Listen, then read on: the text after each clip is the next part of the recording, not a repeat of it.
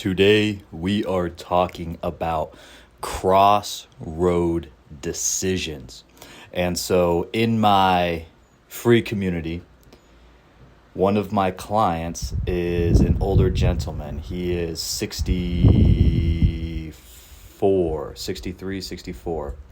And he is getting ready to transition into retirement, but not really retired, still working, still doing a little bit of entrepreneurialness, tapping into that entrepreneurial spirit through this retirement transition. And we were digging into the birth charts to birth chart numerology for what type of endeavor best suits. Last year we were working on some investment stuff with this client, and he had his best investment year to date, made every dollar back that he had lost plus some, because instead of trying to utilize a strategy that goes against his natural birth chart and the role he fulfills for society, we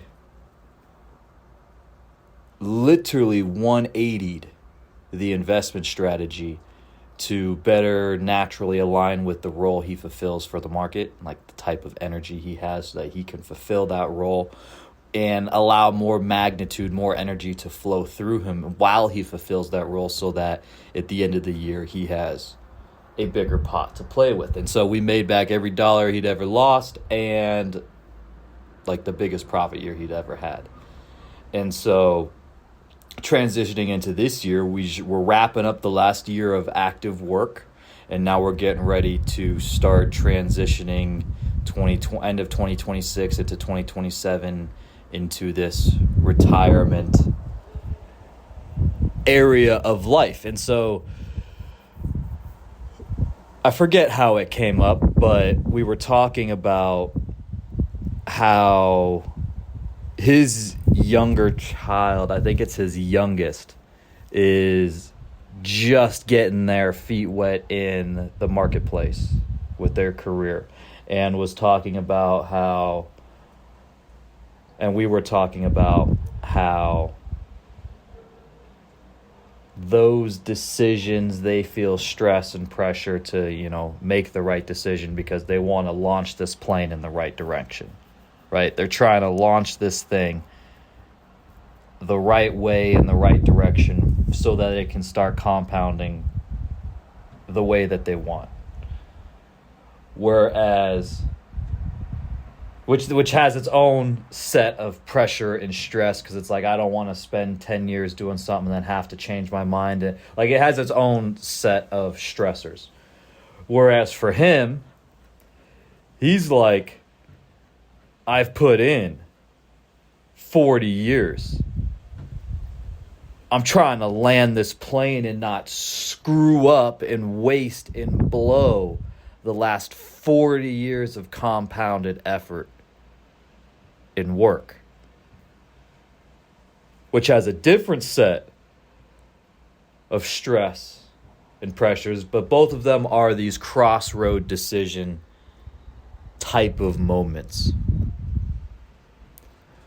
where you're sitting there, you could go left or you can go right, but you have to choose one.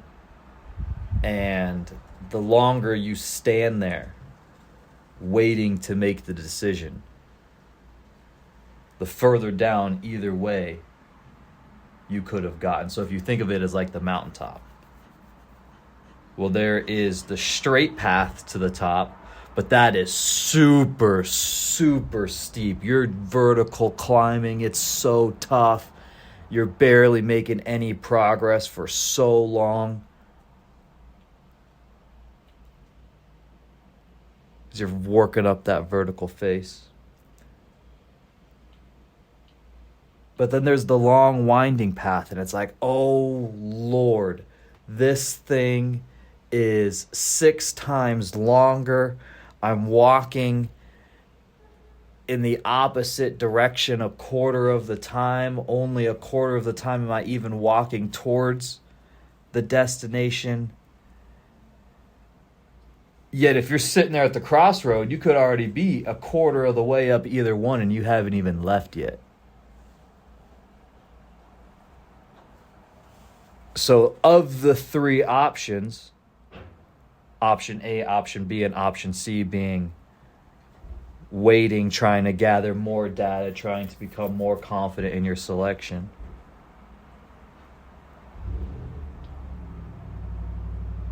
all three of them have their own stress and pressure. How do you pick the right one? If you're a young person launching your career, how do you make sure you're going down the right path? If you're on the back nine of your career and you're trying to land this plane, how do you once again make the right decisions at the right time? And the biggest take home is there is no right answer. The whole point. There is no right answer. There is no correct choice. Because like I talk about all the time, they're both simply trade-offs. Which set of trade-offs would you rather, I want to say deal with, but that kind of has this little bit of negative connotation. Which set of trade-offs would you prefer to have?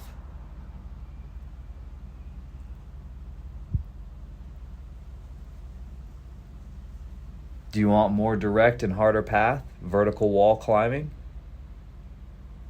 where if you make any little mistake, you're falling a lot? High stakes.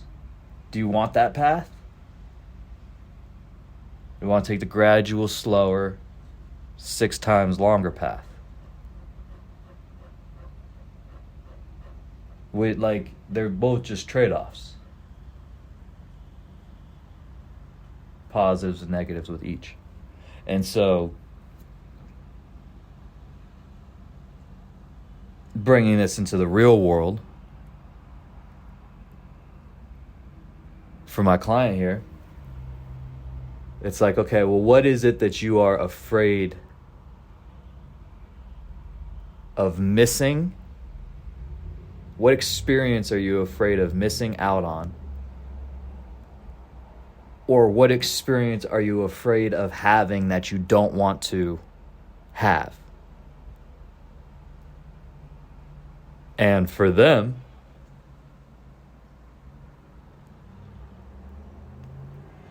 they don't want to miss out on any more family life because they've already missed a decent chunk. They don't want to miss out on family life, family events, family gatherings. They want to be there and be present while they are there because they've always kind of been there, but maybe not necessarily been present at all of the things they are at.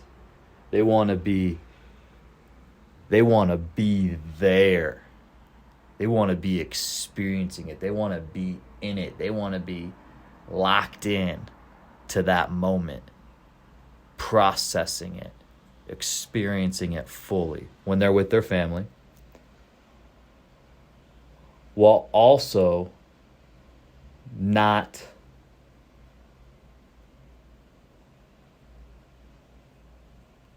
having what they deem in their mind enough left over once they're gone to be shared and passed around, divvied up.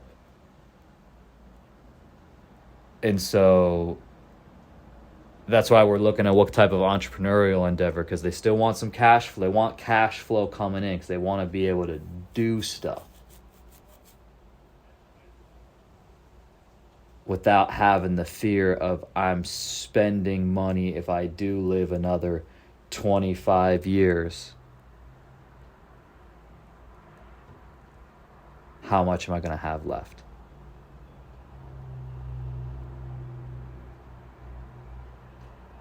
So they decided they're going to do another bit of work. They're going to work through the year.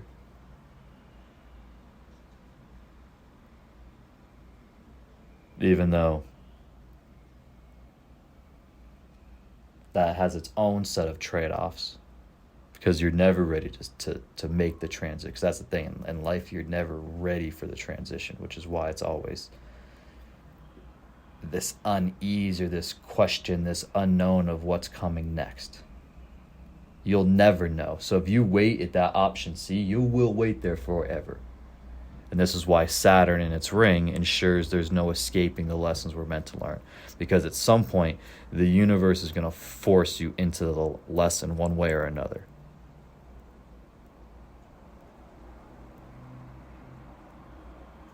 And so you might not know it, but your lesson might be making the decision itself. That might be your lesson. This is why you got to look at the chart. You got to look at the energy. You got to see how the energies are unfolding. And this is why the surface level readings, man, you'll get yourself. People ask me in the community why I am so against the pop astrology, so anti, like, don't listen to it, don't pay attention to it, actively ignore it, don't even allow it into your world. Why am I so neurotic about that? And it's because you can actively harm yourself by misapplying these things. And yes, it's true, you'll only be able to do it so much so that it's still within the tolerances of your chart, because everything unfolds exactly as it should. But I like progress. I like forward momentum. I like to keep it moving. Even if you're moving in the wrong direction, I like movement. I like action. But that's also part of my own chart. It's just the personal preference that I have. And so what that movement and action could be then, this is where I do, now we're getting off topic. Oh my gosh. But this is where people do have this thing, because I do like slow. I do like patience. I do like prolonged thinking periods. I do like deep space. Yet at the same time, I love forward momentum, forward progress, forward motion, because I'm applying these principles in so many different layers. So you have for every action, equal and opposite reaction. No action is still an input into the universe. For every input, equal and opposite output. Giving an input of 0 is still an input.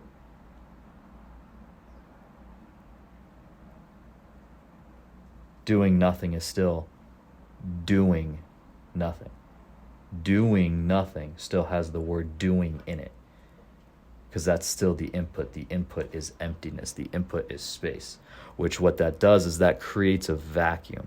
And like I talk about all the time with pressures, this is how we have weather. This is how all this stuff works. This is how you open the door and you can feel the air rushing past you when you open the door outside in the middle of the summer and it's super, super cold inside. Or super, super warm inside and you open the door in the winter and it's super, super cold outside. You feel the air rushing past you. It's because it's pressure. It's always closing that vacuum. It's always closing that gap. We're coming to 0. We're finding the equilibrium. We're finding the balance. And so that's the input-output creating equation. And so as you create these vacuums, the universe will fill them. And so just like we're filling the vacuum within the universe, which is how much energy you allow to flow through you. So this year I managed and ran with staff members and the whole 9, had my whole team. And we had 150 families in this, over 150 families in this before school and after school program. So we had 30 kids run around in the morning, 80 kids run around in the afternoon. And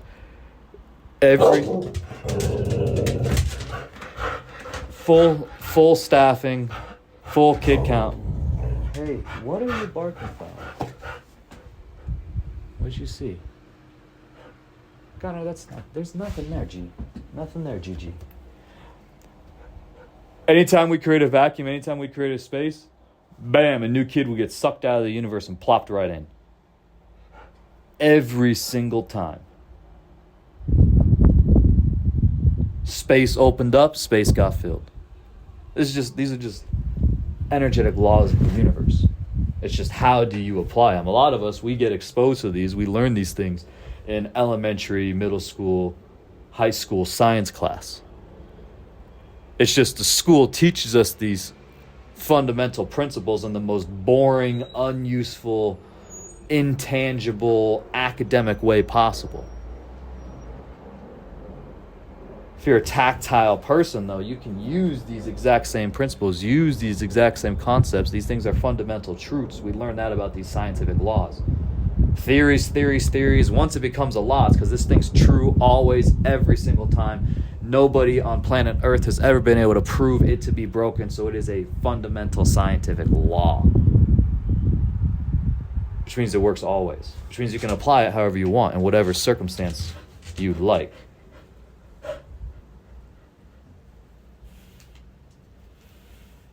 Anyways, we took like 4 or 5 forks off of this branch. I don't know if I'll be able to get us back all the way up because I've just been free flowing talking. And then Gigi here was barking. All right, let's see. We had that, came back up.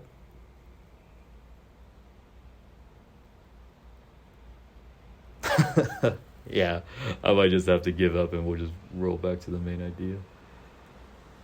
That is too funny. Because how did I bridge from that into me personal?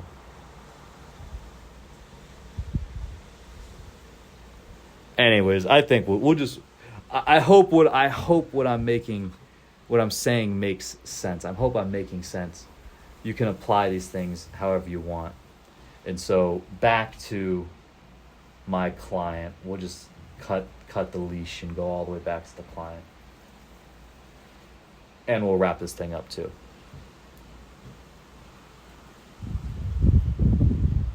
When you are making a crossroad decision, there is no right choice because fundamentally everything is simply a trade-off. Which trade-off are you willing? Once again, it's the second time I did it. I want to say deal with, but that seems so negative. Which trade-off would you prefer to experience and have? And if you don't even know what the trade-offs are, boom, that's your first step.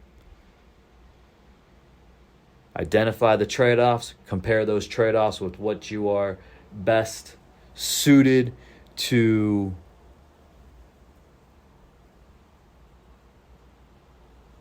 deal with, I guess, whichever set of trade-offs, whichever set of cons you'd prefer to go through, whichever set of cons you're best suited to manage and handle with the upside that you still enjoy. And then send it. Go. Do it. Roll. Keep it rolling. Create that space. Make the decision. Let the universe fill the vacuum.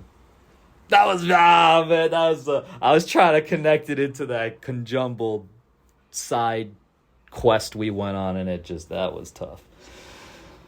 I hope you got something out of this.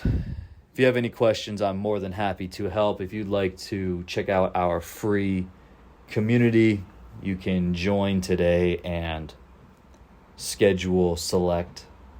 pick your time to have your first reading strategy session. We'll dig into your chart, answer whatever questions you have. SKOOL.com/real cult. Once again, that is school.com/real occult. Hope you got something out of this. The universe is on your side. The universe wants you to win. You're here to fulfill your role. If you take anything away from this, even if you're still listening, most people probably aren't. Most of you aren't. But if you happen to be, because you're a boss, you're a beast, you're my favorite, and I'm pulling so hard for you to win, like you don't even know how much I want you to win. Lean into your energies. The universe is here to help you fulfill that role. Everything's unfolding exactly as it should.